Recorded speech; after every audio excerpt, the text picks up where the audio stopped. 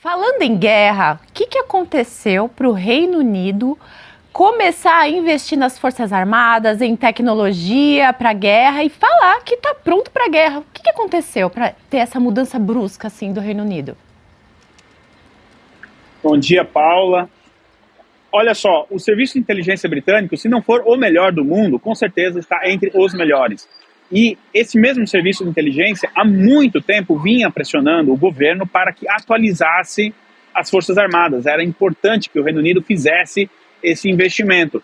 Tudo isso começou com o Partido Conservador, com Boris Johnson, lá em 2020, quando o Reino Unido anunciou que aumentaria a sua capacidade nuclear, inclusive aumentando o número de armas, bombas nucleares.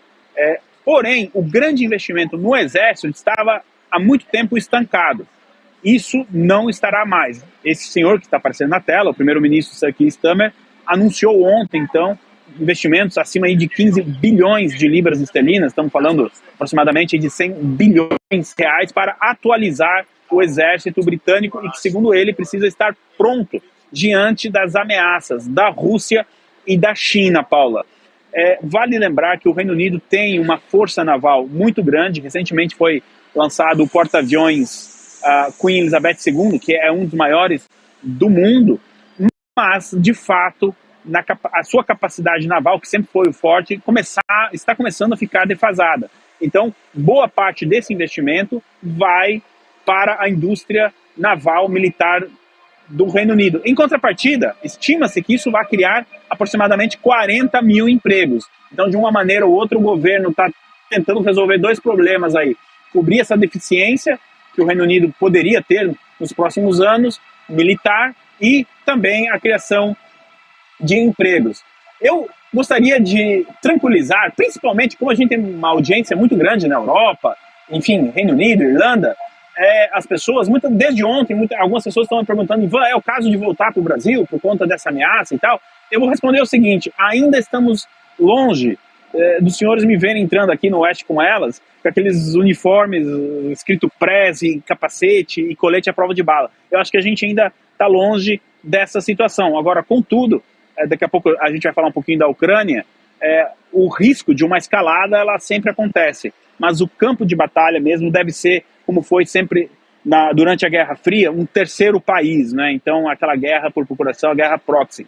Uma coisa é certa: se a China tentar invadir Taiwan, os Estados Unidos vai defender Taiwan e o Reino Unido com certeza vai apoiar os Estados Unidos. Aí teríamos, já pensou, um embate China versus Reino Unido e Estados Unidos lá em Taiwan. Tomara que a gente não precise presenciar e vivenciar isso, porque aí sim estaríamos muito próximos de uma terceira guerra mundial. Então, o que o Keir Starmer anunciou ontem foi essa atualização do exército britânico. Não adianta nada você ter uma inteligência muito boa, né, muito forte, se o exército não acompanha. Eu devolvo a palavra aí para o estúdio. Ivan, o pessoal está perguntando se deve voltar da Inglaterra para o Brasil, sendo que aqui no Brasil nós vivemos a nossa própria guerra, né? Com a quantidade de mortes, né, de assassinatos que nós temos aqui, é digno de países de guerra, né? E o pessoal está comentando aqui no chat para levar a Janja lá, junto com a Greta, lá para a Palestina, para se unir ao Hamas.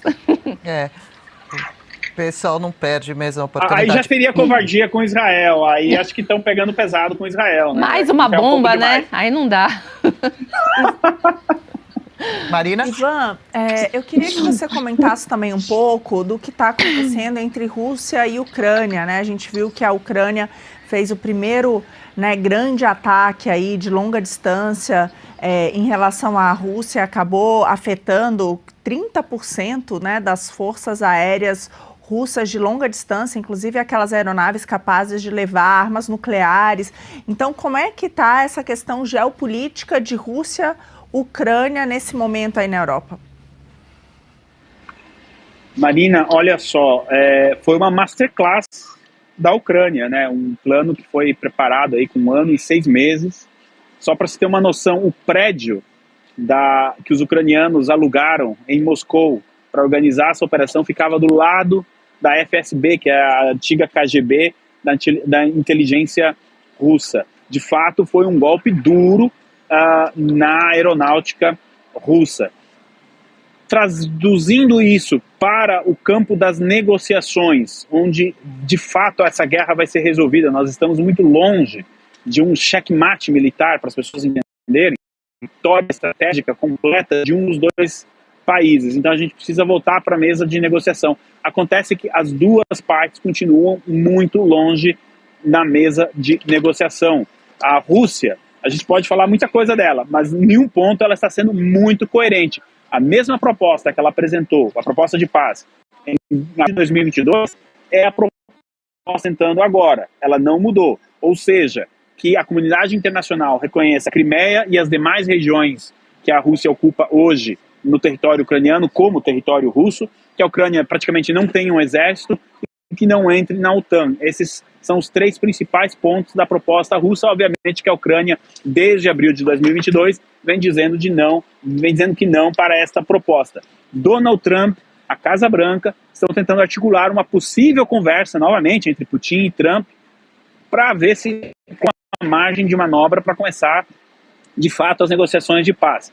Agora pela manhã, o Kremlin anunciou que a possibilidade do Zelensky e do Putin se reunirem para discutir esse tratado de paz está distante, não vai acontecer no curto prazo. Esse foi um comunicado do Kremlin, da manhã desta terça-feira. Então nós temos equipes dos dois países, tanto da Ucrânia quanto da Rússia, lá em Istambul, de novo, para mais uma rodada de negociações, mas que muito provavelmente também não vai dar em nada. O Papa Leão XIV, ele colocou o Vaticano e toda a diplomacia do Vaticano disponível para que esse encontro acontecesse ali no Vaticano. A Giorgia Meloni fez esse pedido ao Papa, mas a Rússia, até o momento, não demonstrou interesse em conduzir essas negociações na Ucrânia.